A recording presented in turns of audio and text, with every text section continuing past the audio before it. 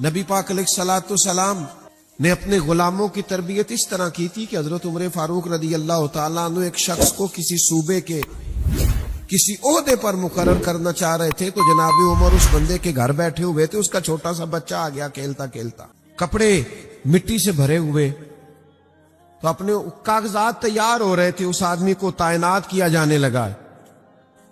تو آتے جب اس نے اپنے ابا جی کو ابا جی کہہ کے قریب ہونا چاہ تو کہنے لگا چل دوڑ جا اماں کے پاس، بچے کو بھگا دیا اور جناب عمر سے کہنے لگا میں نے نہیں کبھی بچوں کو اتنا قریب، میں اپنے کام میں مصروف رہتا ہوں، ڈیوٹی صحیح کر کے کرتا ہوں۔ جناب فاروق اعظم فرمانے لگے یہ کاغذات دینا مجھے، وہ کاغذات دیے تو جناب عمر نے پکڑ کے پھاڑ دیے، فرمایا تو اس عہدے کے قابل نہیں، جو اپنے بچوں سے پیار نہیں کرتا صوبے کے بچوں سے کیسے پیار کرے گا؟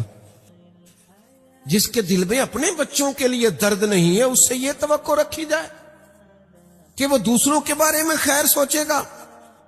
تو آپ کوئی بھی ہیں، آپ کہیں بھی ہیں، اور پھر ہمارا ایک مسئلہ اور بھی ہے کہ باہر کی ساری ٹینشنیں اٹھا کے گھر لے آتے ہیں، ساری بچوں کو لے جاؤ میں آج کل بڑا پریشان ہوں، بھائی تو ہوگا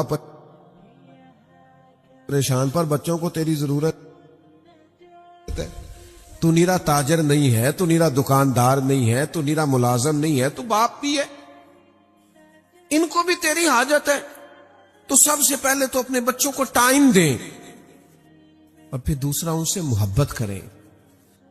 ہر وقت کی ڈانٹ ڈپٹ، ہر وقت کا شکوہ، ہر وقت کی وہ ایک بزرگ میرے پاس بچے کو دم کرانے لے آئے، تو 5-7 سال کی عمر کی بچے کی اگر 60-70 شکایتیں بھی آپ کے پاس ہوں تو یہ خطرناک پہلو ہے۔ وہ کہنے لگے جی ضدی بھی بڑا ہے، باقی بچے ٹھیک تھے، یہ انفرادی بھی بڑا ہے اور یہ تنگ بھی بڑا کرتا ہے اور نافرمان بھی ہے۔ تو میں نے کہا آپ اس کے سامنے یہ ساری باتیں کریں تاکہ یہ پکا ہو جائے کہ میں اسی طرح کا ہی۔ اچھا قابل ڈاکٹر تو مریض کا علاج کرتا ہے، اسے پریشان نہیں کرتا۔ تو ہم کیا مزاج بنا لیتے ہیں کہ کہہ کے بچے کو باغی کر دیتے ہیں، وہ بیچارہ سمجھتا ہے کہ یہ بھائی اچھا ہے، فرما بردار ہے، میں نالائق ہوں، وہ بالکل سائڈ کر جاتا۔ بچوں کی طبیعتوں میں بغاوت پیدا، آپ ان سے پیار کریں، لہجہ شفقت والا اختیار کریں۔ آپ دیکھیں نا میرے نبی پاک کا کیا حال ہے، قربان جائیں، حضور نماز پڑھا رہے ہیں اور شہزادے کندھوں پہ سوار ہو گئے۔ ادھر دیکھو میری طرف، نماز پڑھنے کے دوران اتنی لمبی نماز، سجدہ حضور نے کر دیا کہ صحابہ فرماتے ہیں ہمیں خیال آیا کہ اللہ کا حکم تو نہیں آ گیا، اتنا لمبا سجدہ۔ لیکن جب نماز مکمل ہوئی تو ہمارے چہروں پہ سوال تھا، تجسس تھا کہ حضور اتنی لمبی نماز، فرمایا وہ حسن اور حسین میرے کندھوں پہ سوار ہو گئے تھے، میں نے کہا ذرا خود ہی اتر جائیں گے پھر ہی سجدے سے سر اٹھاؤں گا۔ اللہ کرے آپ اس وارفتگی کو، اور صحیح بخاری میں حضور علیہ السلام کی سب سے بڑی نواسی جناب امامہ بنت زینب، یہ جناب زینب جو حضور کی سب سے بڑی بیٹی ہیں، ان کی بیٹی ہیں جناب امامہ، ان کے بارے میں بخاری میں موجود ہے کہ حضور نماز پڑھانے کے لیے آتے تھے تو بچی کو بھی اٹھا کے لے آتے تھے ساتھ، اور حضور قیام کرتے تو بچی باہوں میں ہوتی، رکوع اور سجدہ کرتے تو نیچے کھڑا کر لیتے۔ یہ محبت بچوں کے ساتھ نماز کے عالم میں بھی، اہل بیت اطہار کے ساتھ یہ پیار کر کے نبی پاک نے مجھے تجھے سمجھایا ہے کہ ان بچوں کو تیری ضرورت ہے، ان کا بچپنا پھول ہے اور اس پھول کو ضرورت ہے کہ تو ان سے پیار کرے۔ اور امام علی مقام کی یاد منانے والوں، حضور کا اہل بیت سے پیار کرنا سبق بھی تو دیتا ہے نا، اس سے فیضان بھی تو پاؤ نا، اس سے اپنے بچوں کے لیے خیرات بھی تو اکٹھی کرو نا۔ اور پھر تیسری بات، محبت بھی ہوگی لیکن اس محبت میں دیت بھی ہوگی۔ کچھ لوگ یہ سمجھتے ہیں کہ ساری سہولیات گھر میں لے آنا ہی اصل کام ہے، بچوں کو تعمیر کرنا ہے، گھر تعمیر نہیں کرنا۔ فقط بنگلہ اور کوٹھی نہیں بنانی، بچوں کو تعمیر، جن لوگوں کے بچے قابل ہو جاتے ہیں یہ سب سے بڑی انویسٹمنٹ ہوتی ہے۔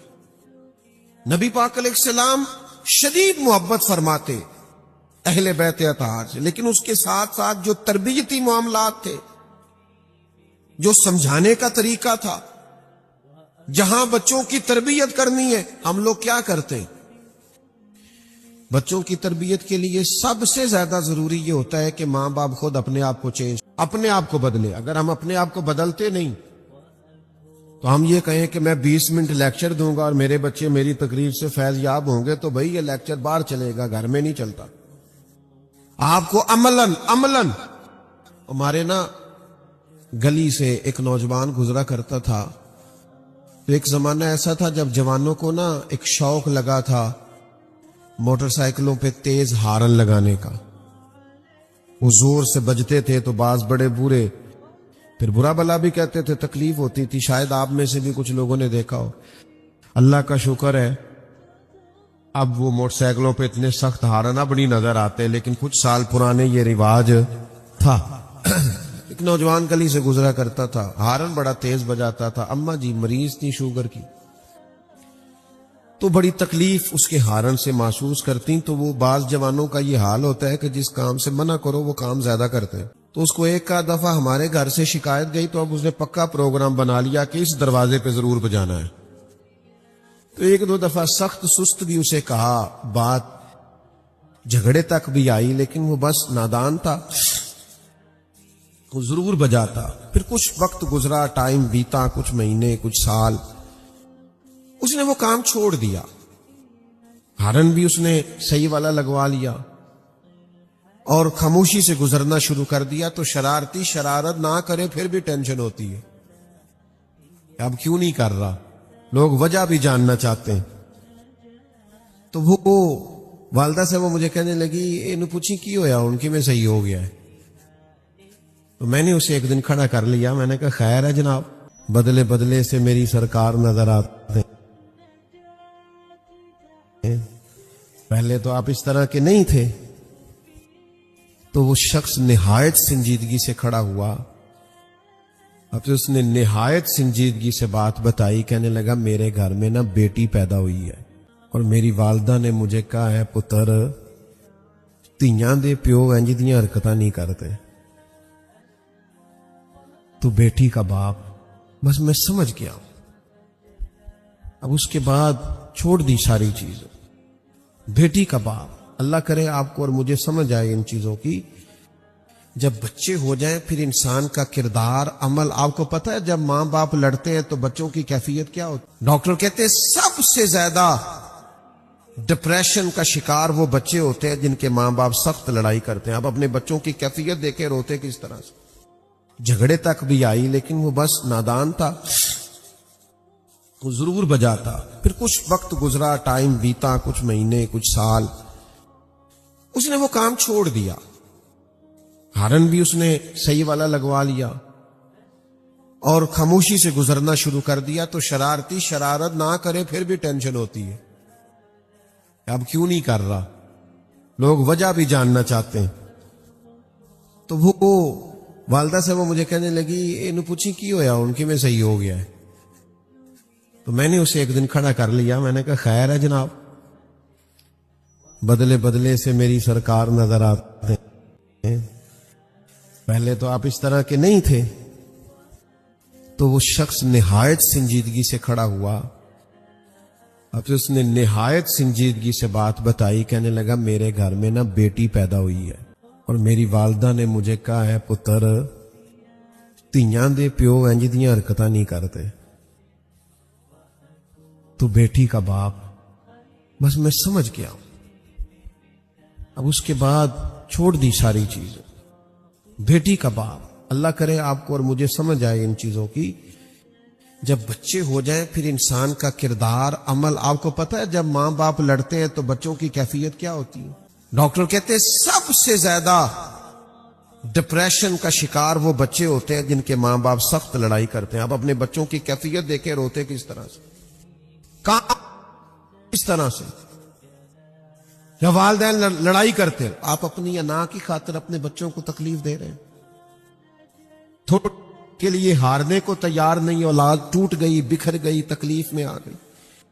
اللہ کے محبوب علیہ الصلوۃ والسلام نے ٹائم بھی دیا، محبت بھی کی، اور پھر تربیت بھی فرمائی۔ تربیت صحیح بخاری آپ کو ملے گا صدقے کی کھجوریں پڑی تھی. امام حسین نے ایک کھجور اٹھا کے منہ میں رکھ لی تو اللہ کے رسول نے انگلی ڈال کے نکال دی. فرمایا بیٹا میری اولاد کے لیے اللہ نے اسے جائز نہیں رکھا, تو بھی مہربانی کرنا, تیرے محبوب کا طریقہ ہے, جو تیرے بچے کے لیے جائز نہیں وہ انگلی ڈال کے باہر نکال دے, خبردار بچے کے حلق سے گزرنے نہ دینا, فقط وہ روزی کھلانا جو اس کے لیے جائز ہے. اس کو بتا کہ بیٹا مزیدار کھانا نہ ہوٹل کا ہوتا ہے, نہ فاسٹ فوڈ کا ہوتا ہے, نہ مہنگے جگہ سے خریدا ہوا ہوتا ہے. انہیں بتاؤ کہ مزیدار کھانا صرف ہوتا ہے جو حلال کی کمائی سے آتا ہے, جس میں کسی کا حق شامل نہیں ہوتا, کسی کی بدعاش, وہ حلال طیب ہوتا ہے, وہ مزیدار ہوتا ہے فقط. میں ایک دفعہ اپنے ابا جی نو کیا, میں کہ ابا جی تو کھانے کی پسند ہے؟ فرمان لگے پتر جے تے لگی ہوئے بھوک تے پھر ہر شائی پسند ہے, تے جے نہ لگی ہوئے تے پھر کوئی چیز بھی مزہ, بھوک لگ جائے کبھی دوپہر میں اور گھر میں روٹی تازی پک جائے اور اچار گھر کا ہو تو اتنا مزہ کوئی اور شاید دیتی ہی نہیں. شرط یہ ہے کہ بھوک ہو. تو اپنی طبیعت میں ان چیزوں کی طلب پیدا نہ کرو جو کھانے کے بعد سینے پہ کھڑی ہو جاتی, جو کھانے کے بعد دعائی کا مطالبہ کرتی. حلال اور طیب یہ نبی پاک علیہ السلام نے سبق دیا. کتنی سہولتیں ڈھونڈ رہے ہیں ہم اپنی اولاد کے لیے. گھر میں سواری ہے, موٹر سائیکل ہے, پھر جناب بڑا بہترین رہائش ہے, پھر اس میں اے سی ہے. نتیجہ کیا ہے؟ آپ کا گھر نتیجہ خیز تب ثابت ہوگا جب آپ کے بچوں کی طبیعت کام کرنے کی ہوگی, بھاگ دوڑ کے آگے بڑھ کے جدوجہد. اگر ان کو آپ نے اتنا, ان کا وجود آپ نے سہل پسندی والا بنا لیا ہے کہ پانی کا گلاس دیتے بھی انہیں ٹینشن ہوتی ہے, تو پھر آپ نے جو سہولتیں جمع کی ہیں وہ تکلیف کا باعث. پھر اس کی وجہ سے آپ نے صلاحیتیں ضائع کر دی ہیں بچوں کی. آج کتنے پوچھیں کہ بیٹی کے بارے میں کچھ بتائیں تو ہر دوسرے آدمی کی بیٹی دکھی ہے. جاگ رہے ہیں آپ لوگ؟ ہر دوسرے آدمی کی بیٹی دکھی ہے, بڑی تکلیف ہے جی, بڑی آزمائش ہے جی, بڑی پریشانی ہے. سب لوگ پریشان ہیں, رونا رو رہے ہیں. اتنا زیادہ آپ لوگ ماشاءاللہ آئے ہیں, اتنے بڑے لوگوں میں سے کیا کوئی ایک شخص بھی یہ بتا سکتا ہے کہ میری بیٹی اتنا کام کرتی ہے کہ اس کے ہاتھوں میں چھالے پڑ جائیں؟ ہر آدمی یہ تو کہہ رہا ہے بڑی غریبی ہے, بڑی پریشانی ہے, بڑے دکھ ہے. اتنا کام بھی کسی کی بیٹی کرتی ہے کہ دستے مبارک میں ہاتھوں میں چھالے پڑ جائیں. لیکن کائنات کی سب سے شانوں والی بیٹی تو کرتی تھی. سیدہ طیبہ طاہرہ جان احمد کی راحت پہ لاکھوں سلام. تو اتنا کام کرتی تھی, ہاتھوں میں چھالے پڑ جاتے. وہ تو جھاڑو دیتی تھی, آٹا گوندتی تھی, گھر میں لیپا پوتی کرتی تھی, چکی پیس کے.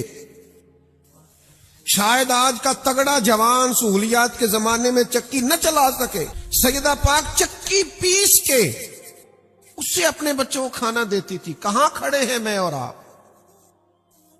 حضور کی اولاد پاک کا ذکر کرنے والوں اور محبوب کی اولاد کی محبت میں آنے والے خوش نصیبوں, بات کو سمجھو.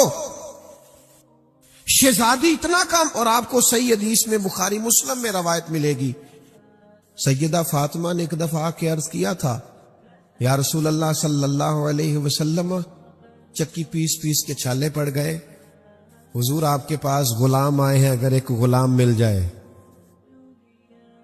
تو گھر کے کام کاج میں میرا ہاتھ بٹائے گا. پڑھو نا بخاری. تو کریم نے کیا فرمایا؟ حضور فرمانے لگے فاطمہ 33 بار سبحان اللہ پڑھا کرے, 33 بار الحمدللہ پڑھا کرے, 34 بار اللہ اکبر پڑھا کرے. یہ تسبیح جب ختم ہوگی اللہ غلام آزاد کرنے کا ثواب عطا کرے گا. لیکن معنی کیا نکلا؟ ترجمہ کیا ہوا کہ چکی آپ نے خود ہی پیسنی ہے, آٹا خود ہی گوندنا ہے, گھر کے کام کاج آپ نے یہ سبق پڑھائے نا ابا اپنی بیٹی کو. وہ تو کہتا ہو بچی آئی تھی بڑی تکلیف میں. بھئی آپ اسے یہ سبق دیں جو حضور نے اپنی شہزادی کو دیا. گھر کے اندر کام کاج کرنا, ذمہ داریوں کا احساس کرنا, اور بھاگ دوڑ کے محنت کرنا، یہ ان کا طریقہ تھا۔ مجھے ایک دفعہ ایک دوست نے فون کیا، کہنے لگے علماء تقریر کر دیتے ہیں، ہم سن لیتے ہیں، لیکن کچھ چیزیں ایسی ہوتی ہیں جو عقل کے ترازو پر تولنا مشکل ہو جاتی ہیں۔ 3 دن آدمی کھانا نہ کھائے، پانی نہ پیے، اور پھر اس کے بعد آپ یہ بھی بیان کرتے ہیں کہ وہ گھوڑے پہ سوار ہو اور جد و جہد کرے اور بڑی جانفشانی سے لڑے اور بہادری سے لڑے، یہ کیسے ہو سکتا ہے؟ رمضان شریف میں بعد اثر انسان کے وجود نڈھال ہو جاتا ہے پوری طرح، اور افطار کے بعد بھی اس سے پوری طرح سنبھلا نہیں جاتا، مشکل ہوتا ہے کچھ دیر۔ حاتم طائی کی بیٹی قیدی ہو کے آئی تھی اور مسلمان مجاہدین نے اس کے علاقے پر حملہ کیا تو وہ قیدیوں کے ساتھ آئی، حضور علیہ السلام نے اسے آزاد کر دیا، واپس گئی، اپنے بھائی عدی بن حاتم سے جا کے کہنے لگی جس سے میں مل کے آئی ہوں وہ بادشاہ نہیں، وہ اللہ کے نبی ہیں صلی اللہ تعالی علیہ وسلم۔ بادشاہوں کے یہ مزاج نہیں ہوتے، ان کے یہ طریقے نہیں ہوتے۔ جن سے میں مل کے آئی نا، مل کے حضور سے گئی ہے، لیکن حضور سے ملنے کے بعد اس کے ذہن میں آ گیا یہ اللہ کے نبی ہے۔ تیری حیات پاک کا ہر لمحہ پیغمبر لگے۔ حضور سے مل کے گئی اور جا کے اس نے یہ اپنے بھائی سے کہا۔ تو عدی جو تھے وہ ظاہر ہے حاتم طائی نے زندگی میں بڑے بڑے بادشاہوں سے، بڑے بڑے لوگوں سے ملاقات کی تھی، تو عدی کہنے لگا کہ میں اسی طرح عورتوں کے کہنوں پہ نہیں مانتا، میں خود جاؤں گا۔ عدی آئے مسجد میں، حضور تشریف فرما، سادی سی مسجد، غلاموں کے بیچ آقا تشریف فرما، اور بڑا انفرادی سا رنگ ہے، بڑی سادگی ہے۔ عدی کہتے ہیں دل پہ چوٹ آئی، یہ بادشاہ ہوتے تو محل ہوتا، یہ بادشاہ ہوتے تو لاؤ لشکر ہوتے، ہٹو بچوں کی داستانیں ہوتی، لیکن یہ سادگی، یہ خوبصورتی، یہ وزاداری، یہ غریب پروری، یہ بندہ نوازی، دل پہ چوٹ لگی۔ لیکن میرے دل میں خیال آیا کہ مسجد تو سادی ہے، شاید گھر بڑا عالی شان ہو۔ یہ بھی ہوتا ہے، یہ بھی ہوتا ہے، ہم نے دیکھا ہے بعض جگہوں پہ لوگ اپنے ذاتی گھر تو بڑے اونچے بنا لیتے ہیں، لیکن اپنے ابا جی کا دربار بنا رہے ہوتے ہیں تو اس پہ ساری زندگی بالے ہی کھڑے رہتے ہیں۔ گو کیتی ہے تواڈے پیراں دا دربار بندا ہے، تعاون کرو۔ اور بھئی تیرے بھی کچھ لگتے تھے پیر صاحب، تو بھی کچھ کر۔ یہ رویے ہم نے دیکھے ہیں، الا ماشاءاللہ۔ بھائی عدی کہنے لگے میں گھر جاؤں گا، گھر دیکھوں گا، میرے دل میں خیال آیا پر قربان جاؤں مدینے والے محبوب کے۔ حضور فرمانے لگے چل میں تجھے گھر لے چلوں۔ کہتے میرے دل میں خیال تھا، حضور مجھے گھر لے گئے، پھر میں کاشانہ نور پہ پہنچا، پھر میں اس جگہ پہنچا جہاں حضرت جبریل بھی اجازت لے کے حاضر ہوتے، پھر میں وہاں پہنچا جہاں فرشتے ترستے ہیں دیدار کو، لیکن وہاں بھی میں نے ایک مٹکا دیکھا، 2 پیالے دیکھے، ایک چٹائی دیکھی، کھجور کی چھال کا تکیہ دیکھا۔ فرماتے